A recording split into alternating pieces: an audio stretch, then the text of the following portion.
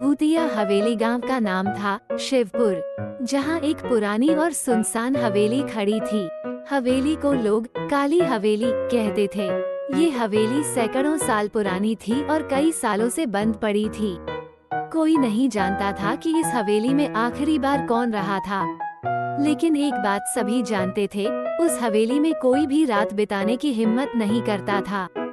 शिवपुर के बुजुर्गों का कहना था कि काली हवेली में आत्माओं का बसेरा है, वहाँ जो भी जाता है तो कभी किसी की चीखें। इस सब के बावजूद कुछ लोग इसे महज अफवाह मानते थे। एक दिन शहर से कुछ नौजवान गांव में आए। वे पुरानी इमारतों की खोजबीन करते और उनके इतिहास के बारे में जानकारी जुटाते थे। उन्हें काली हवेली के बारे में सुनकर बहुत उत्सुकता हुई। उन्होंने तय किया कि वे रात को उस हवेली में जाकर रहेंगे और सच्चाई का पता लगाएंगे। उनमें से एक था रोहित, जो कि एक साहसी और निडर युवक था।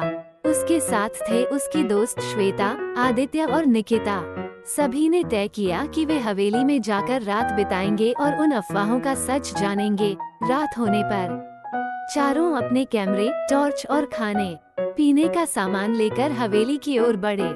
जैसे ही वे हवेली के करीब पहुंचे, हवेली का अंधेरा और सन्नाटा उन्हें अपने अंदर समा लेने की कोशिश करता दिखाई दिया।